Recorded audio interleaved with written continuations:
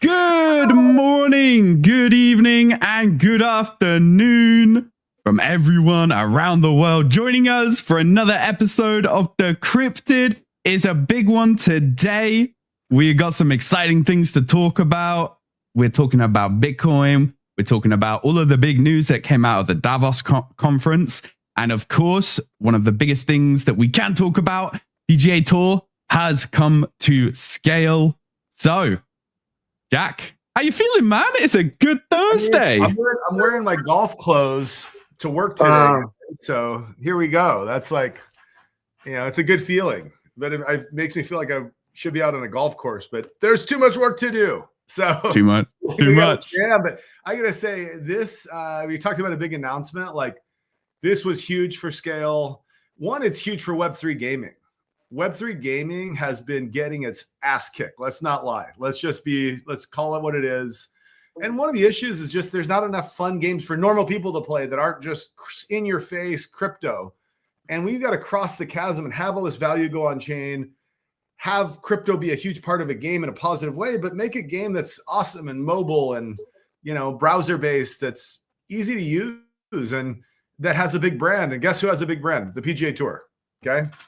100%. 100%. Good for crypto, good for Web3 gaming, really great for scale. Just a lot of people came together to make this happen from both the core team and other parts of the scale community. So good work for everybody. Golf clap. Dan, what's going on, man?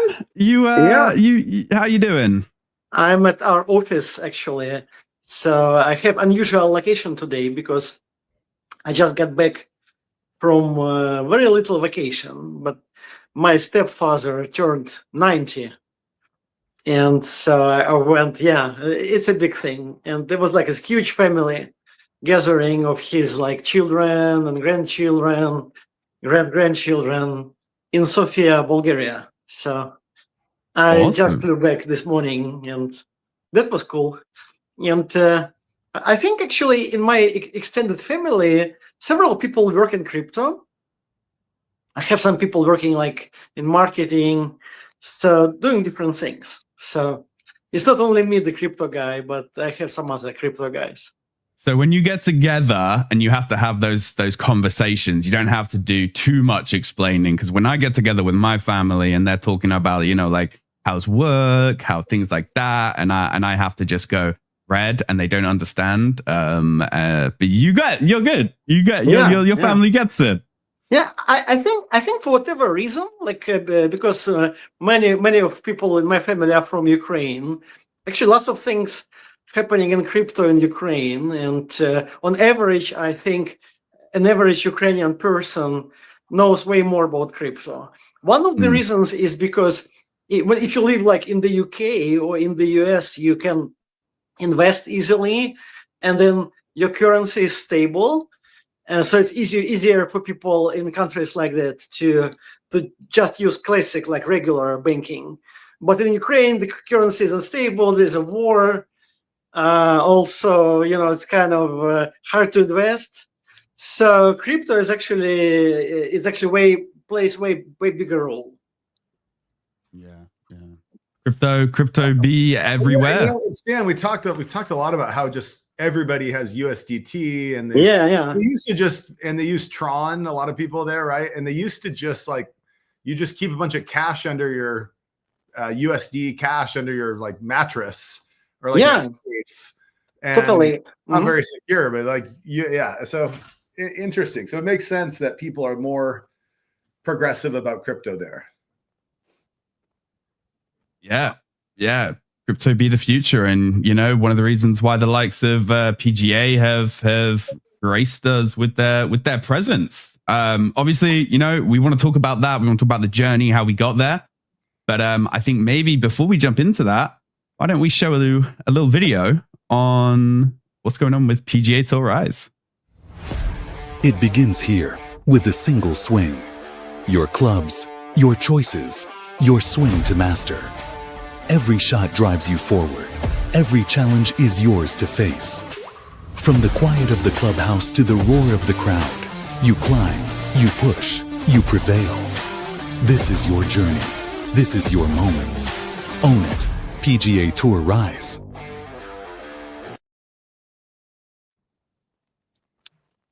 It gets me hyped, man. Yeah. Gets me The hyped. game you want to play, you know, like right? It's not what you typically get in Web3 gaming. And hey, nothing against. I gotta say, there's some great builders out there. I don't mean to say anything bad about the devs in gaming. I think they're doing a good job, but we need more brands and IP in the space. Is really what it comes down to. Yeah, 100%. Go ahead. I was gonna say, like, I feel like we should tell people, like, what is this game? What does it do? How does it use crypto? How does it function? Like, people might want to know, right? It's we're saying, well, how is this different than the other things? Why do we think it's gonna be successful? Like, you know, and hey, we don't have a magic ball. This is not financial advice, but we are really excited about this game, and we'll tell you why. I think the incredible thing, one of the issues that Web3 gaming had was taking an original idea and then just adding crypto to it, right? That was always kind of the biggest issue that we saw, right? But with PGA Tour Rise, you know, they are taking the golf experience and reimagining it, right? You as a player can go in there, own your clubhouse, you can create your own course, you can own all of your own assets, and, you know, battle against other players that are competing in the leaderboards and in the game. It's a very unique experience where it's almost like Clash of Clans meets golf. So we're reimagining the golf gaming experience for people that are not only full-on lovers of golf, but also people that are lovers of mobile gaming. So it's this intersection between actually 3 different demographics of golf lovers, mobile game lovers, and crypto gaming lovers. And PGA Tour Rise is bringing them all together for an impressive and amazing experience. Yeah. And it's kind of, I'll give a little history here. So I was talking to the game developer, and the original concept was, you know, you're just going to play and compete with other people. And they looked at, like, I downloaded a bunch of golf mobile games. A lot of us were playing golf mobile games. And the reality is golf mobile games get boring really quickly because you can't really do that much. You just are, you know, if you're playing on your like a regular, like a PlayStation or something, you've got all these buttons you can hit to spin the ball, shape the ball. It's more immersive. It's, you know, it's a sit down experience. That's maybe an hour-long thing. It's not like, boom, let's hop in for 3 minutes. And so as we were talking, and I was talking to the game developer, I was like, you know what? I started playing Clash of Clans like a long time ago. And I told him, I was like, I just started playing to learn about, we were trying to introduce all these like game theory mechanics and game mechanics into enterprise software, like this whole gamification of enterprise software. So I was like, I better go see how the best do it. And then I got completely addicted. And I was like, wow, these guys are good. And I was like spending money in the game. And then, you know, as I was talking to him, telling him about this, they had this idea like, hey, we want to make it kind of like a railroad tycoon. I was like, what about that? And like Clash of Clans, like, yeah, exactly. That's what we're talking about. Because what it is, you're building your empire. So maybe you're going on playing against Stan or somebody, and I'm trying to beat them in a quick round, but I'm only playing 3 to 5 minutes at a time. And then afterwards, I get more points, and I can go build up my clubhouse. I can build up my merch shop. I can build up all of these components and start actually making sales and start making revenue. And I can use it to power up clubs, and I can have a really good club. And then I play Stan the next time. He beat me, but I'm going to beat him because my club's powered up. Now, all of that, like, what does that have to do with crypto? It's a really fun game, but here's where crypto is involved. One, we see stable coins as being a big part of this economy. So this is launching on Scale on Base. So Scale's chain on top of Base. People right now can go on Base, get USDC, and buy these game pack assets. Okay. And then USDC and stable coins, I think, are a huge driver of just monetary value into the game. Number 2, there's no NFTs. I think NFTs, you know, to be really controversial, I can say NFTs are dead. But what they have instead of NFTs are crypto digital assets, okay? And crypto digital assets are very similar to NFTs, but it's a digital asset you own that still can be upgraded, powered up. It's on chain. I can sell it in a marketplace. I own it. I can get that special golf ball or set of golf balls that I'm powering up. And so they're introducing the concept of crypto digital assets, which is I'd say the next evolution of NFTs. And hey, I hope NFTs, I still own a bunch of NFTs. Hopefully that market's going to do well. But in gaming, you want to go talk to a normal person like, hey, I got NFTs. They're like, get the hell out of here. But like crypto's hot. We're going to talk about this later. Crypto's, more talked about than it's ever been. So, all of a sudden we can introduce crypto. We can introduce a really proven mechanic with golf and a world-class huge brand. I'm also excited about some of the big players joining, hopefully, that are going to be a part of this game, like big famous players. That's on the developers' hands to get those deals pulled in. I'm excited too about like this game. I think having a big presence in Korea. We have a lot of Korean community at scale. Japan, different parts of Asia where golf is really big. I think this game will do well. So anyways, it's Web3 gaming is not dead. It's just evolving. Stan, I like that, evolving. Yeah, actually, I totally agree. I think pretty much any industry, people try, it fails, and sometimes it actually works. And I think one of things that is maybe possible with gaming is that there may be something on the cross section of gaming and AI agents. We just discussed with Jack this morning that I went to see my relatives, and one of my relatives constantly talks to ChatGPT just to get some psychological help in some situations. Basically, whatever situations in life, you basically can have your own psychologist or a friend. I think it's actually kind of good use of an agent. If you have a supporting character that kind of pacifies you, helps you to deal with whatever life problems. I'm thinking maybe you can somehow mix it with games, and you play a game with this kind of agent, but also you chat with the agent. And so I just want to throw out that hasn't been built yet, but it's on the roadmap for the game developer to do that, which I think you look at gaming, and I put a tweet out yesterday, and I think earlier, and I said, what do golf, crypto, and AI have to do together? We'll find out soon. Well, AI is going to, all the successful games of the future are going to have AI components instead of just this NPC that talks to you like an idiot. No. Why, I'm building up my base. Why am I not talking to AI that's helping me strategically figure out what to do? Why not? And the other thing is, if I want to use it and do more, buy things, AI agents, all the stuff skills building with agent commerce, all of a sudden that comes into the gaming world. Okay. And this is a great form to do that. And let me tell you, I've talked to the big golf brands. What do they care about? They care about selling new clubs. Okay. Most of them. And balls. But then how do they do that? They need to get people to go in and get fittings and do these things. And so they need a vector. And one vector into that for them that hasn't been used is gaming. And so they're thinking, hey, all of a sudden I could get these people to buy the special club in the game, and then they get a free fitting. And so you start thinking it also as a part of a bigger process, and the golf industry is massive. So it's, but I think, Stan, to your point, AI, I think the next big game that everyone plays is going to have a huge AI component. Yeah, because actually, if you think about games, I can give you one example, right? In the office here in Lisbon, we sometimes have parties. Someone has a birthday. People play games, right? So we play these games, kind of multiplayer games, real life, we play Mafia, maybe, all kinds of card games, When people play games, I think they play them just not actually for the game, but it's kind of a substrate for conversation, for fun, for jokes.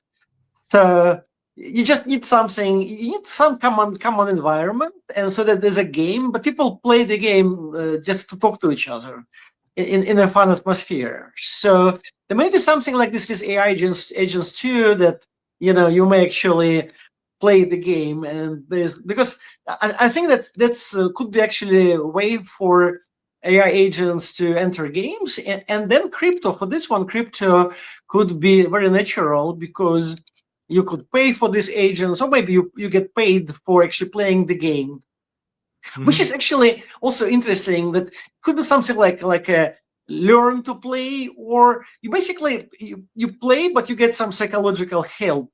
Lots of people are lonely. And the agent helps you, and you get paid a little bit of crypto, something like that. Yeah, it's a really good point. Stan and I were talking about agents earlier today, and I was telling him I was at a dinner, and this guy has telling me about this company. I think we talked about this before, but sorry to repeat myself. But this company made $400 million last year, zero funding, and they have like AI girlfriends and boyfriends. Here's what they found: is people. It wasn't like some like hot steamy thing they wanted. They wanted someone to talk to. They wanted someone to talk to about psychological issues, but also about like their crypto trading and the other things. And like, and games, why do people play games? You're getting dopamine. It's fun. It gives you something to do. Why are you not also like, maybe you don't have a friend, maybe you're not Falcor and you're not a world famous gamer who has got like 50 best friends online until he meets them in person. Then they're no longer friends. But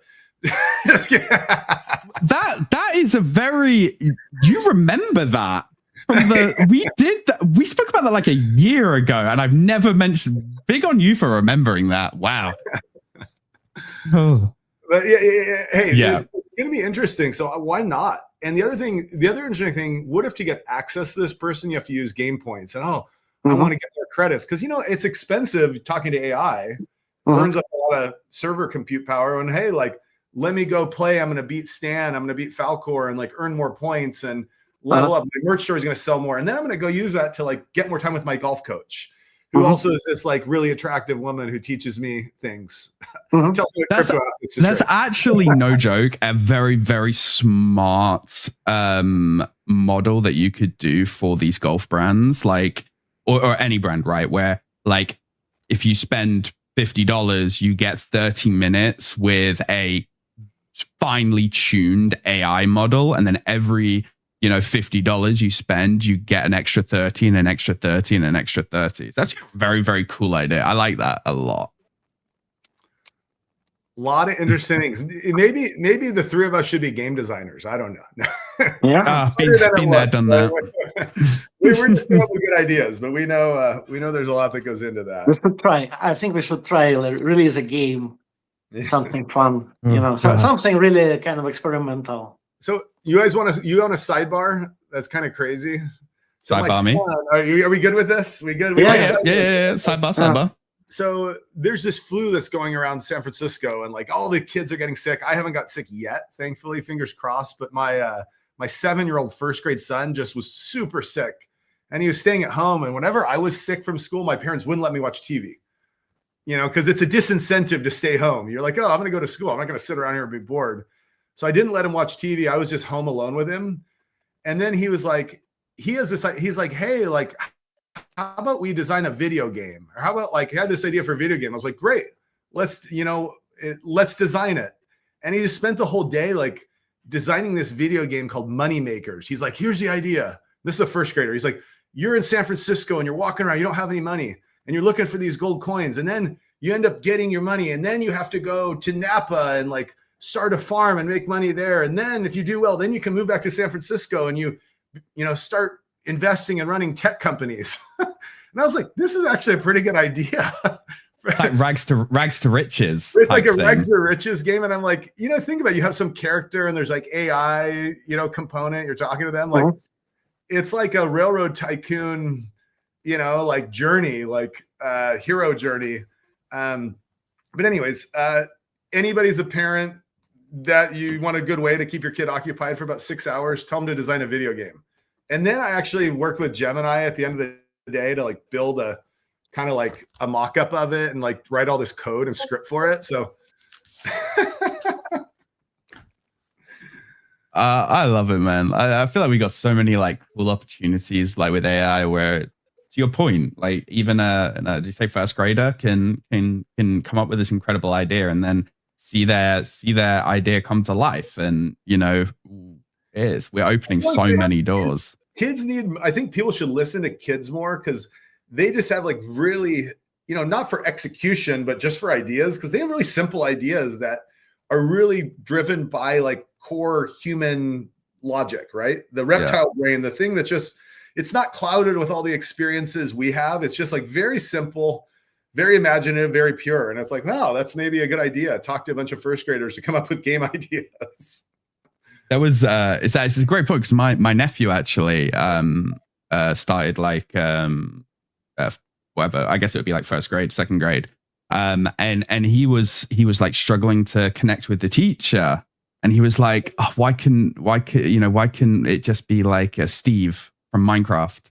And I thought that's actually a really good idea, where you could create a AI model to teach kids, but have the AI model modeled in their favorite Disney character or game character or something like that, and then use the game elements to teach them the things. If I have 2 Minecraft pigs and 2 Minecraft pigs, how many Minecraft pigs do I have? And it's the Steve teaching them, and I was like, damn, I really want to make this.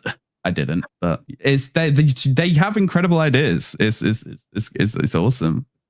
But PGA Tour Rise has been something that we have been, internally working on and talking about for, since I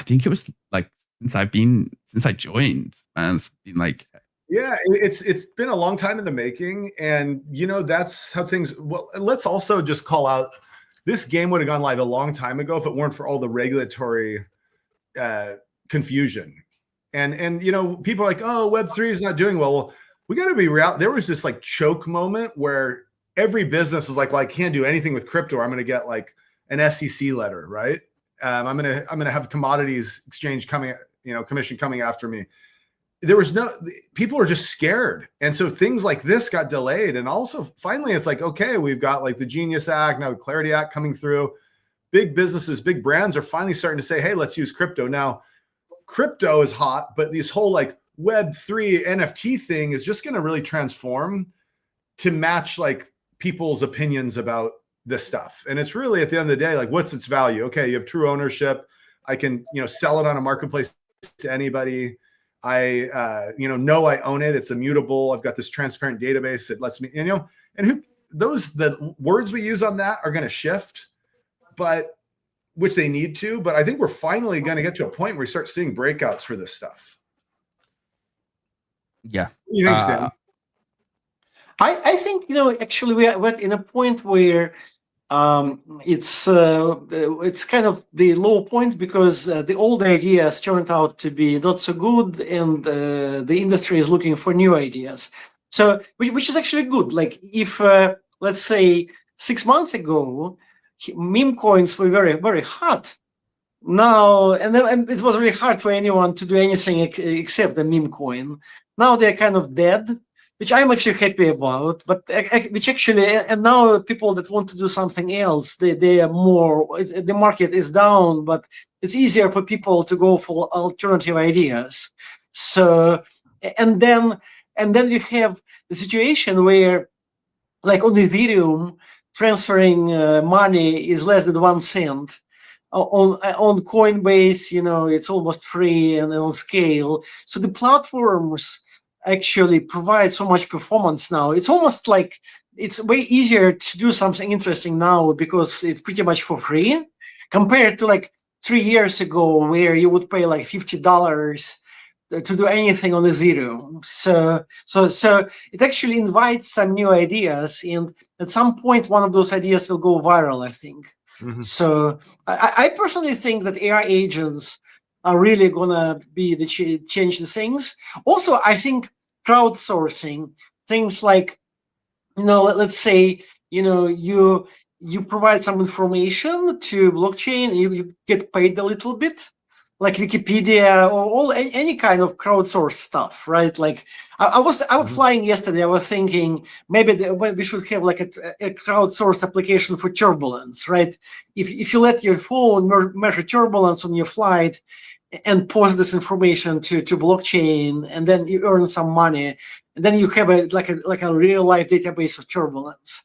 So I think there's lots of possibilities for crowdsourcing stuff, using blockchain just as a medium. but the market needs to start looking for new ideas. It's like, and I think people are at this stage now because the old ideas are not doing well. Yeah, and a lot of the old ideas, like it works every time. Like Webvan became all, the grocery order products. Like, oh, Webvan's, horrible idea. It was the kind of things didn't work. Like they didn't have all the things you need to make it work systematically. And I do think there's a ton of these like Web3 crypto ideas that one, just government regulation made these things difficult. It lost all the momentum. And then when that happens, like, then it's just hard to make these things. There's got to be a cool factor to launch these things. The other thing is like blockchain was slow and expensive. And I think the third thing is this chicken and egg factor for stable coins. People still don't have stable coins. And so if you want to buy something with stable coin, then they have this friction. I got to go over here to get them and transfer them here. Like, but as like institutional banking really adopts crypto on the back end, it's going to make it super seamless for people to have stable coins and actually more convenient. And I think these like three things are going to come together and you're going to start seeing these things work that someone's like, well, these people are brilliant. But it's like, well, it's the exact same idea someone tried 3 years ago. It's just a way better time to do it. I think people are more open now. From what I've noticed across the board is, when all AI and crypto and everything started up, everyone was, hesitant. And I think, due to regulations shifting and more companies adopting it has the average Joe is a lot more open to the idea of these, new phenomenons that were, scary beforehand. So, we spoke gaming, PGA. Again, guys, make sure you head over to playpgatourrise.com, sign up, get yourself a free loot box, and get ready to partake in the future of on-chain golf. But, Jack, what's been going on in the market? Yeah, so let's talk a little bit. People like we talk, we've got interesting perspectives on Bitcoin, not financial advice. On the markets. Like, let's talk about it. But here's what's crazy. From January 8th to January 14th, we added about $150 billion of value to Bitcoin market cap. Okay. That's a lot. That's like 150 billion new dollars of value. Okay. Then in just a week, 1 week later after that, we dropped 170 billion of market value. Okay. And a big chunk of that, again, like, here's the thing. Crypto, for some reason, is allergic to tariffs. One tariff announcement and boom, the market just like it fell off a cliff. It went from 95 to 92 in like seconds. That cascaded all these liquidations in the altcoin market. And we all have seen this, like Bitcoin drops a little bit, then altcoins get really wrecked. It's like a multiplier effect. But anyways, I think this World Economic Forum, let's go to the last 24 hours. Like, again, we had like 24 hours ago, this like serious like fear moment. Markets drop. All of a sudden, the world leaders are there. And one of the biggest topics at the World Economic Forum in Davos is crypto. Okay. Like, this is a big deal. If you would have told anyone this back in 2018, that in 2026, that would be like one of the top 3 topics, people would have been like, there's no way in hell, no way.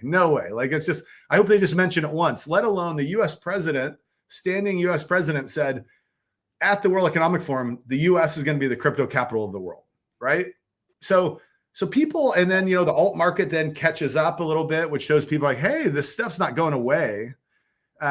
It's just going to look different, feel different. And it has to be mainstream. And I think you got to go from narratives to reality. And we're starting to see that we need more than just narratives. Crypto has been this narrative culture. Narratives, this narrative's hot, so buy the token on the narrative. No, let's have narratives turn to reality and have traction drive growth. So anyways, that's a high level summary of the market. Thoughts, guys? Well, I think, there's one thing which we never mentioned before, but, there's one thing about Bitcoin, which is super important, which is its fluctuations, or people call it volatility, I think, right? It just goes back and forth, up and down. But the volatility, if you look at Bitcoin volatility 5 years ago, it was way higher. It was just jiggling more. And 10 years ago, it was even higher. So the volatility of Bitcoin decreases slowly, and it happens because more people own it, and it's kind of so the volatility of Bitcoin, you can graph it, and what you see, it's approaching the volatility of gold or volatility of euro. So it's actually becoming slower, kind of less fluctuating. And so the point I want to make is that when the volatility of Bitcoin becomes the same as volatility of, like, say, euro versus dollar, right? Then it becomes the real currency. Because one of the things about real currencies, they don't really go so much against each other, right? You can have your money in dollars, or you can move them to euro, and you know that they may go down a little bit back and forth, but not so much. So a real point about real currency is low volatility, and the volatility is actually going down and down and down. And when volatility of Bitcoin will be similar to, say, volatility of euro, you won't actually need the stable coins, right? Like if you have 1,000 euros, you don't actually run and move it to US dollars, because euros are stable enough. So my point is that once Bitcoin becomes stable enough, it will actually become the stable coin itself. You won't need a stable coin, because people actually need stable coins because they're scared about Bitcoin going up and down, right? The roller coaster. Once there will be no roller coaster, it becomes like euro. Then you have this transition where there will be no potentially need for USDC or USDT. You will just hold Bitcoin, and it will have both. It will be a kind of digital gold, and it will be stable. And I think when this happens, I don't want to scare anyone, but there will be probably a transition where Bitcoin will be the kind of the planet's currency. And I mean, the end game, it may be that people say, but maybe US dollar will coexist, but I think it will take lots of value from US dollar, because, if it's stable. So it will be interesting to see when these things happen. If you just look at the curve, you look at you just approximate how the volatility goes down. It's like 2 or 3 years from now where it will be almost like euro. So from this perspective, it's actually good that Bitcoin doesn't go up really fast, because it means it's less volatile. You don't want it to have the roller coaster. You want it to grow slowly, or to change slowly. So that's my point. I think ultimately these things are probably going to happen. And then when the Bitcoin becomes stable, then you have regular consumers just basically accumulating it instead of USDC or USDT. So here's another kind of interesting concept to throw in the mix. Bitcoin's meant to be a store of value, right? Like gold. Gold is now $34 trillion market cap. Okay. Like, it's effectively doubled in the last year, roughly. Silver in the last year has gone up from around 30 to 95. Okay. It's tripled. It's more than tripled. So these are supposed to be assets that people buy when they're scared of equity markets. Okay. Scared of risk on assets. So you think about things like cryptocurrencies, you think about tech stocks. But what's been really weird is that the big AI tech stocks are booming. And a lot of securities, equity markets some of them are doing really well. But then these things that are supposed to be a hedge against growth over in the other category, or loss, which don't help you with growth, are gold and silver. And the thing about Bitcoin is Bitcoin it's not like, oh, I really hedge myself. I've got gold, silver, and Bitcoin. No. Oh, do I think the market's going to rip? Let me buy Bitcoin. Bitcoin's a store of value that doesn't have the same risk components. And I think what we're seeing in the market is people, if you look at just gold, people want safety right now because there's uncertainty. So I think when we get more macroeconomic certainty, there's lots of change. There's wars. The US is trying to throw tariffs on everybody. These things, there's AI risk. I was talking to these guys that do credit debt the other day, and they're like, our business just sucks right now. Because I was like, why? I was like, the market seemed to be doing it was AI risk. AI risk. No one wants to take big credit debt because like credit loans, because these big companies don't, because they don't know what the hell is going to happen with AI risk. And so uncertainty is driving people to gold and silver. But I think that gets more resolved. To Stan's point, you're going to see Bitcoin become more stable. More people want to hold it. It's going to add more value. It's going to be collateralizing things more. It's going to be components of games like PGA Tour Rise. It's going to be, even more mainstream. My 2 cents. No, what do you think? I agree. It's, we have time. We're still early, right? And I know I hate everyone saying we're early, but we are, as an industry, and, for both AI and for crypto and blockchain, we are still relatively in our infancy. And, there's lots of changes to come. I did actually have a question for the people that know this stuff a lot more than I. So is the reason why it's easier to fall instead of rise because, so to your point, Jack, right? The mention of tariffs tanked the market by whatever it's 150 billion. But he came out yesterday and said, "Hey, we're not going to do tariffs anymore." We didn't instantly see that return, and I guess I'm curious, why was there not that immediate rebounds to that level? If Well, here's the thing, like you get punched in the gut and then it's like, oh, sorry, I'm not going to do that again. You're like, well, I don't really trust you. Like, I hope you don't do it again. And so I think people, when you have news driven events that drive market prices, what it signals is fragility and not durability. And when things are fragile, people are still, even though like, oh, the new headline is things are good, things are not like, emotions are a big part of it. And we've talked a lot about emotions and human psychology, and Stan knows a lot about that topic. Like that is, I think, the reason why you don't see this like direct correlation back. So it's fear, and it's like, once you get there is actually this interesting thing. There's a guy at New York School of NYU School of Business, and he was giving this talk.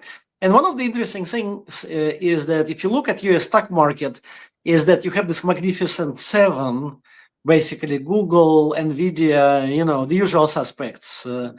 And so they're going up a lot, and pretty much everyone else is suffering. So what has been happening in the US stock market for the last like 20 years, you have this magnificent 7 basically eating up everyone else.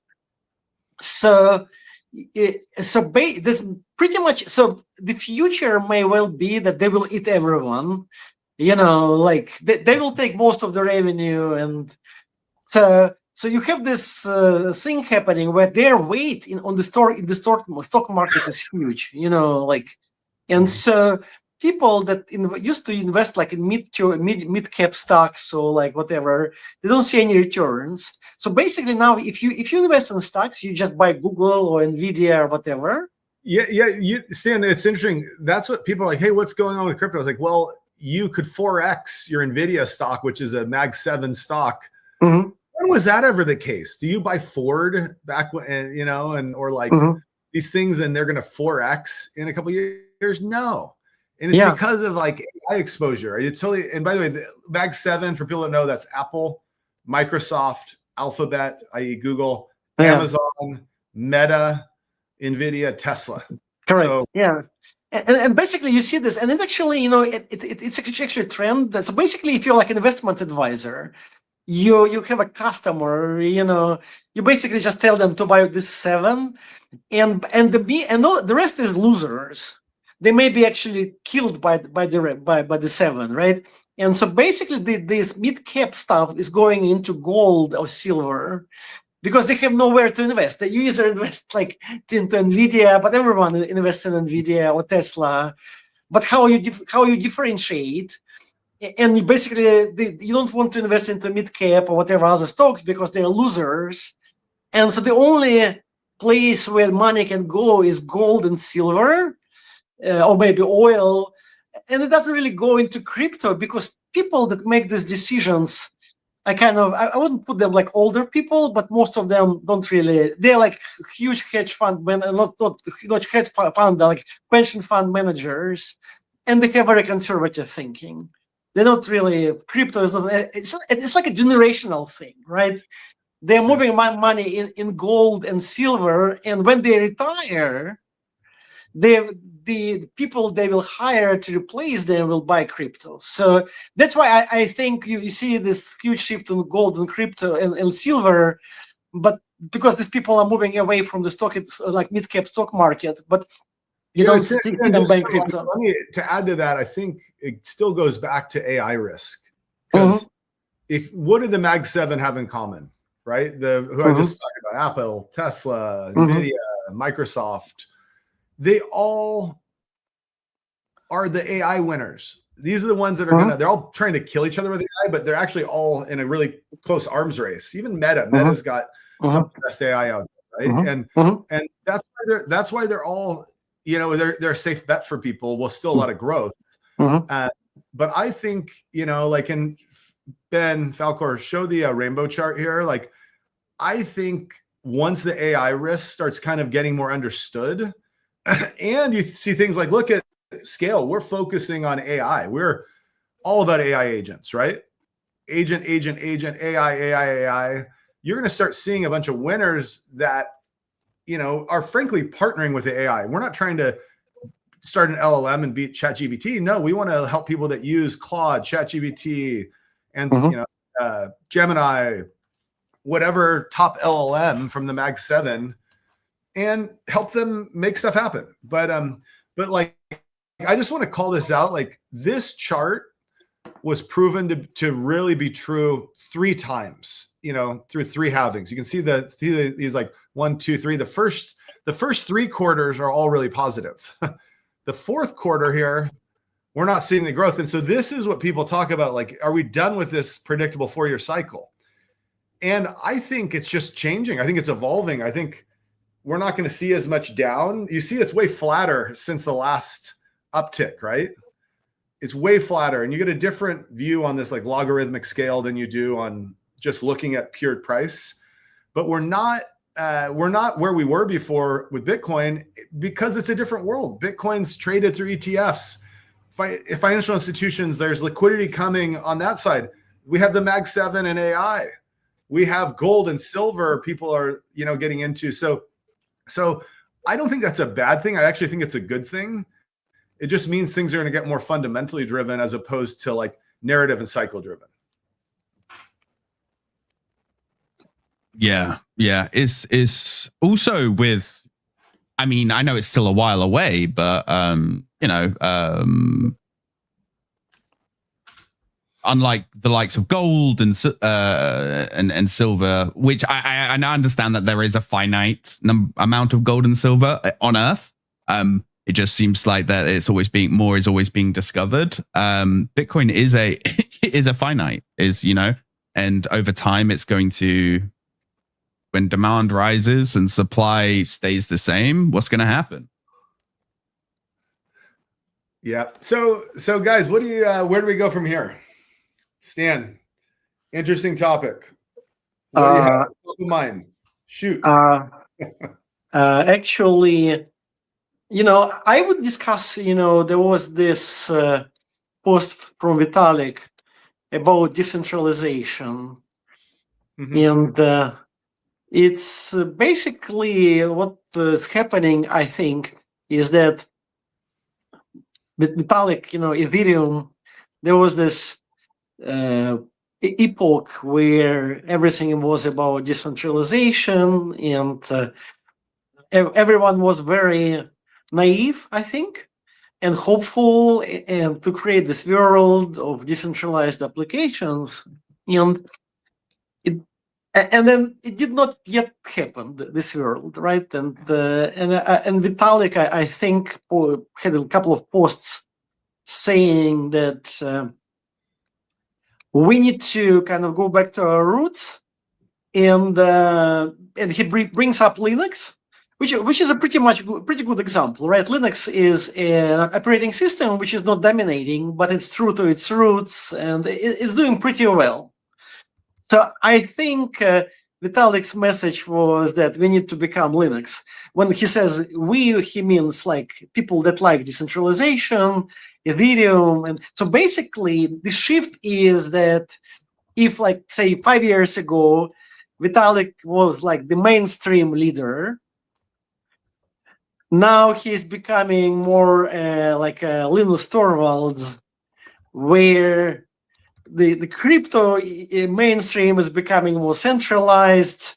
You like it or not, you have these huge exchanges making lots of money, and the exchanges run their centralized blockchains, and people love those centralized blockchains. So Vitalik is not anymore, arguably, the leader. The leader probably is now Brian Armstrong from Coinbase, right?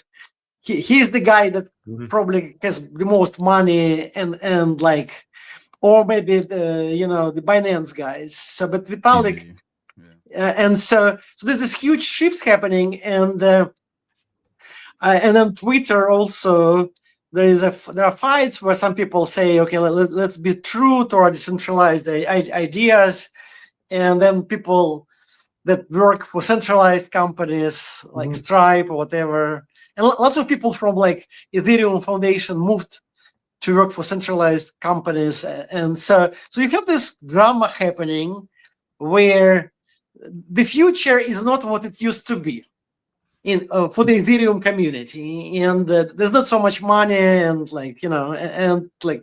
that for me it's interesting because it just shows the change of epoch in some sense. So I'm gonna give a different view on that is that I think I agree with you, but I want to throw something out that's maybe controversial. Okay. So one thing about Ethereum was that everyone was like, these people can't market their way out of a paper bag, like, a wet paper bag. Okay. They're getting crushed by Solana is the narrative, right? So, Solana actually knows how to market, go mainstream, get, users, and Ethereum just like talking about like radical ideological things that have no real like coherent message. That's the negative view on Ethereum. I love Ethereum. We've been a part of the Ethereum community for a long time. Not trying to say anything bad. I'm just talking reality. So what happened? I think the good people at the Ethereum Foundation, they finally have some good leadership with Tomasz and coming in. And I think what's going on is they said they probably hired a comms team to say, hey, can we help us build a narrative strategy? So this is just marketing best practices. You go look at the Mag 7, they have, you go look at Coinbase, I promise you, they have 2 or 3 things that are part of a story they're trying to tell. And guess what? When you do it, you don't just say it once, you say it all the time. You say it, you can come back and talk about it again, talk about it again, talk about it again. And finally, they're getting some coaching. So I think they did my guess is they did like a messaging workshop where they're like, what should we be talking about? And they said, to your point, Stan, it's like, well, what do we believe in, and where are we differentiated, and where's our biggest power? It's frankly with decentralization. If the world doesn't give a shit about decentralization, well, Ethereum's not going to do as well. But if they get it and they understand these things, and these things become hot again, Ethereum's going to rock it. So Vitalik isn't just talking about decentralization once and then again like a month later. He's it's a drum beat. It's rolling thunder, like boom, boom, boom. And so you're starting to see some consistency in the messaging, which I think is just the best practice. But it's also, to your point, it is part of, it's hot again, and they're trying to make it hot again. Yeah. being marketed I to. think And you should always understand that when you're being marketed to. Yeah, I mean, I think it's good. I think it's all good. I think it's also like Vitalik becoming of age, in a sense, becoming wiser. I mean, I think he needs to become like Linus Torvalds. But so I think the child Vitalik, kind of the child prodigy Vitalik, the problem was that there was a little bit of being naive. So I remember Vitalik saying, or I see myself as a high priest. So, and I think he truly wanted to do it. He saw himself that he's like 100% like in this decentralization, and he's giving the ideas. And as a high priest, he's just telling it to people, the ideas, and people will listen, right? Yeah. But I think the problem happened when Ethereum kind of things became not so much money now, frankly, right, in the ecosystem. It turns out that people that he may have thought they were worshiping the priest, when times got tough, they left, I think. And it's kind of, we all see it in life. And then I think Vitalik is becoming more like Linus Torvalds, in the sense that then he's now saying, okay, let's purify our community. Let's become much more Linux. Linux people don't have money, right? Like Linux is a free operating system, but the community is fun, and then like you have Linux conferences and meetings, and like Linus Torvalds, people go to Linux conferences just because they're very interesting. And I think Ethereum and in general decentralization community needs to have things like that. We need to have a conference or like a meeting where like a platform that like Linux has it, where everyone can talk and all of the talks are accepted. And hey, Stan, so let me throw something else out there that's interesting. So if you think about this, Vitalik for a while, I think, was getting a lot of heat from these token holders that are saying, because Solana was being edgy and catching a market share, doing all these meme coins, doing all these like, kind of degen activities. And they're like, you just keep talking about tech, you loser. Talking about business. So then he got on this whole milady kick, talking about milady. And it's like, I think that wasn't coming from the heart. I think it was like, oh, these people are telling me to do this. Now, the good thing about this new messaging, like the decentralization, that's what these guys care about. It's more authentic. And so I think you're right. It's getting back to the basics, playing the long game. Don't worry about, trying to do what people on Twitter tell you to do, which is generally a best practice. Yeah, and I think it's gonna be like the community is gonna get healthier. People that just were there for money, they left, which is kind of good, and it's gonna be like a new beginning of the entire ecosystem. There will be some type of a reboot for sure, I think. And Ethereum Foundation has limited amount of money, right? And the money. So Ethereum will become like Linux at some point. And I think they have like money for like 5-6 years. That doesn't really matter. But they will become like Linux, because at some point the money will run out, or maybe they will like have put it somewhere and it will generate some returns. But they will, compared to Coinbase or Binance or like even like a medium-sized exchange, Ethereum Foundation doesn't have money. Because the amount of revenue that Coinbase has or Binance, so you can just take even like whatever exchange, Kraken, just to have much more revenue. So by necessity, Ethereum Foundation will become like Linux Foundation, something with a little money, but hopefully lots of interesting people. And I personally actually welcome this. I think there needs to be a conference. Maybe I think Ethereum. The Paris one, I think that one I like the most. So there has to be a platform, because I think DevCon kind of disappeared. What you're saying is DevCon just kind of like, the bad thing is, I got to tell you, like Stan and I devoted our lives to Ethereum, and we were founders of this project that was like trying to, in Ethereum's corner, trying to help Ethereum. And bringing all this value to Ethereum, being at all the hackathons. Never once did we get accepted to speak at DevCon. we got blackballed by these like insiders. And you know what? Everywhere else, like look at all the places I've spoke. Look at all the places Stan spoke. ECC is more, meritocracy, and we always get speaking slots at ECC. But it's just been really damn frustrating, frankly, because and so I think we need a conference. Either they need to change DevCon to be more like truly like, less like, oh, like these are my buddies of, it's like this little insider, like, I don't know, like echo chamber thing happening. And if you're not part of that, they don't want you to have stage presence. So I think what you're getting at, Stan, is like, they need to get rid of that crap and, go back to what's, conferences that are based on tech that are about making Ethereum be better. Yeah, and I think they will do it. I mean, but I think actually it is going to happen. Ethereum, I think, like, you just see people living. Like, there's this guy, Dankert Feist, I think his name, and he was like working for Ethereum Foundation for a long time, and now he left to the centralized company. And then Vitalik tweeted this, and he kind of tweeted. So people, the worshippers of the high priest, the worshippers, the purists, the ones that were supposed to be the holding the torch, left for centralized companies and for centralized chains, which is and now this basically Vitalik, and I think the community will have to reshape anyway. So I think it will become like Linux. So, question then: are we too deep into the centralized bottle to go back into the decentralized one? I think people need to get. I mean, it's people's fault.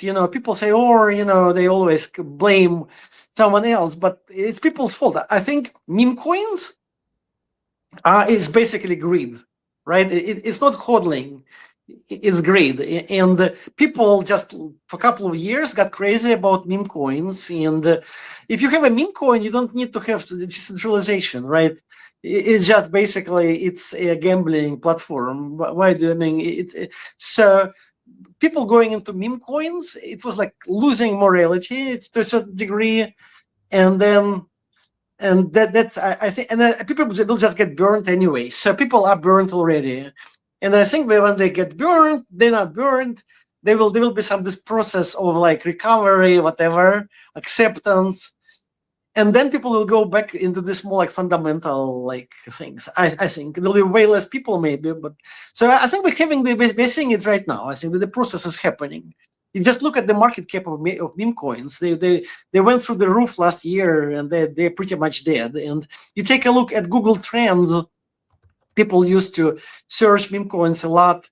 Now no one is searching for meme coins. So, and so there will be something new, I think.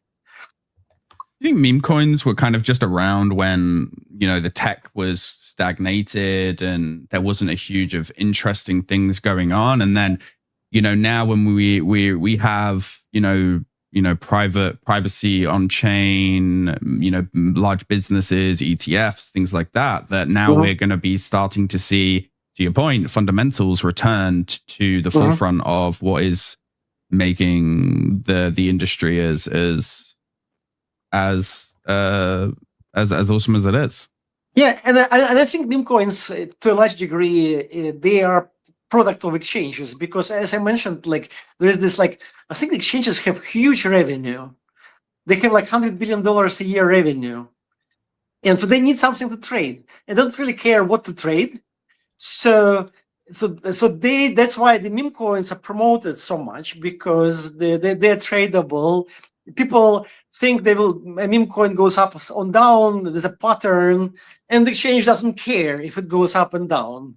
The exchange just cares that every time someone trades a meme coin, there's like fee, the exchange fee, which is like $100 billion revenue a year. So centralized exchanges created meme coins, but I think it's only temporarily because people just got burned, and then what you have basically now, it's very low volume. So now, what are exchanges going to do? If the volume keeps dropping, their revenue drops, and so it's I think it's not sustainable model for exchanges just to bet on meme coins. Yeah. I don't think. Hey, but to your point, it's not like it hasn't escaped the bottle. Here's the thing about decentralization and like this whole crypto movement took off because people thought all of a sudden, wow, I can do something that could beat the big guy. I can beat the Mag 7 because what they can't compete with is decentralization. And that thing of like bringing power to a user, ownership to a user, sovereignty around actions, data privacy, all these things like have cycles. They have cycles of value. And right now, everyone's bags are getting their ass kicked. So like, I don't care about that stuff.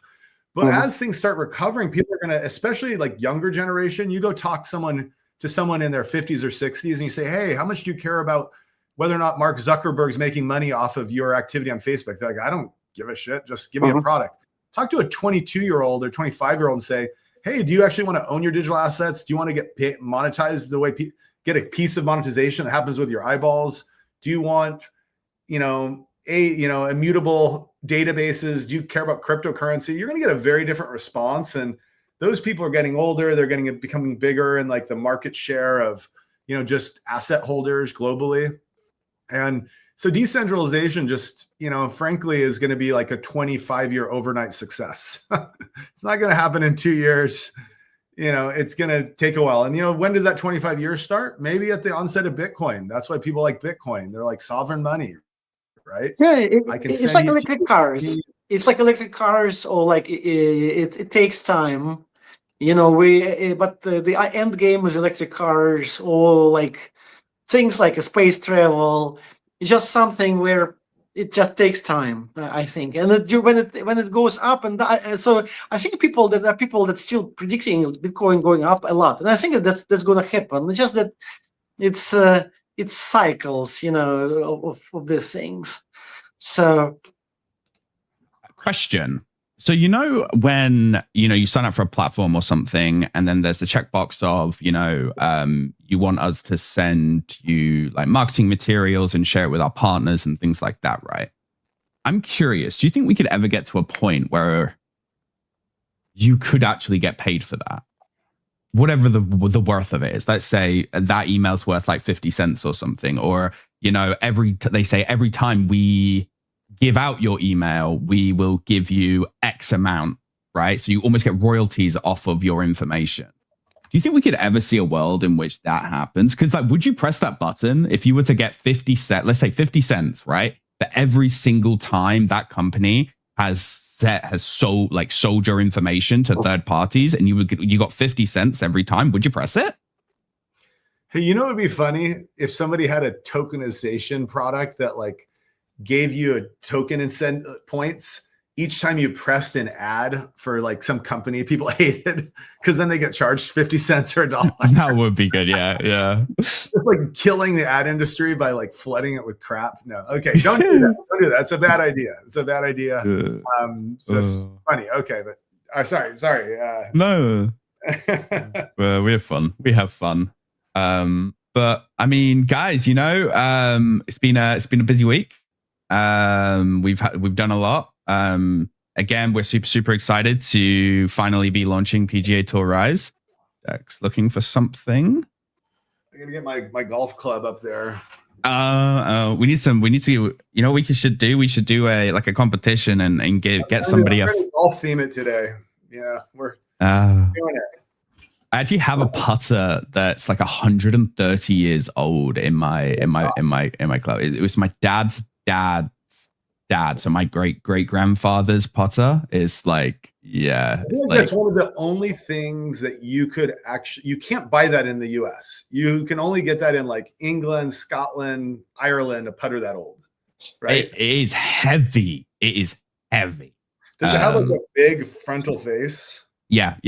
And it's like a curved back as well. I'll find it and I'll take a picture. It's in the garage. My grandpa gave me this a long time ago too. Like 20 years ago. Yeah. When he's like, here's a paperweight. I was like, what are you doing?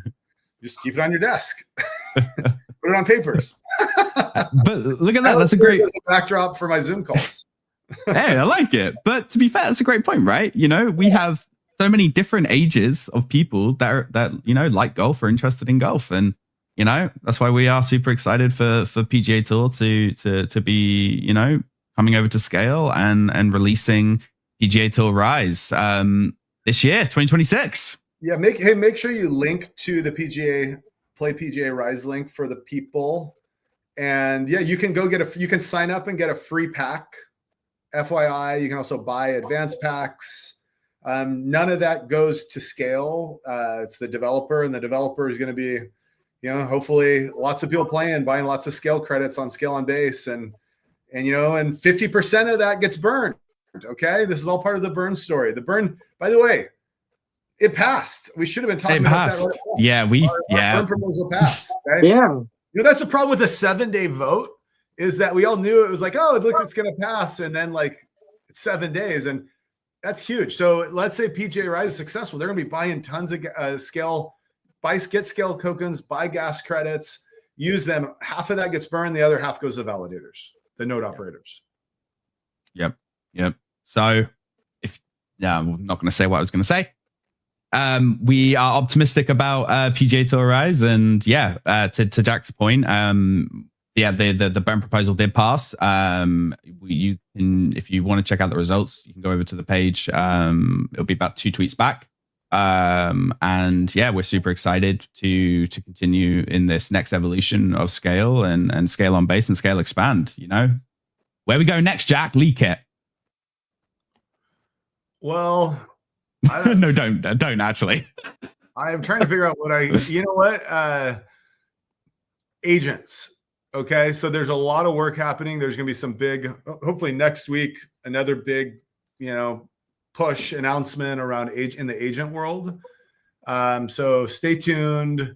We'll tell you guys as soon as we can. When we work with big companies, they are in control a lot of times of when and how things get announced, and we just, you know, listen, you know, have to, you know, listen to them. But anyways, hey, we're working, everyone, you know, in this community, at the core team, decentralized builders, validators, people are hustling. And I know sometimes people get frustrated about the price. I see things on Twitter, like, all I can say is we're heads down, we're focused, we're trying to win. Okay. We're working our asses off. And as I think most people, I look at people at all these other projects in crypto, people are working hard right now. And that's what you have to do in these, you know, in any market condition, but even especially during times like this. 100%. Stan, anything further from you, my friend? Yeah, I mean, let's go into AI. I mean, it's very exciting. I think we're gonna see something really exciting this year.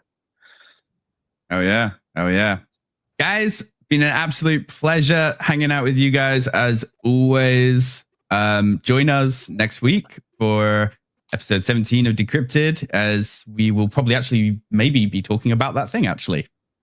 And we should close it with a golf clap. With a golf clap? Stan, you got to learn the golf clap. Yeah, actually, Jack, you know, next time you come here, let's go play golf. We're going to go play golf in Portugal. Yeah. Portugal's one of the best places to play golf in the world. Well, I'll teach you. You teach me C++, I'll teach you how to golf. I don't know which is going to be more difficult, if I'm being honest. Will Jack learn C++ faster, or Stan learn golfing faster? Which one will get to a minimum viable level? Okay. I bet he's probably on Stan. Yes, same. I can awesome. C++ is, you know, it takes a little mastery. So, okay. Yeah. Guys, thanks so much, and we'll see you again next week. Bye, guys.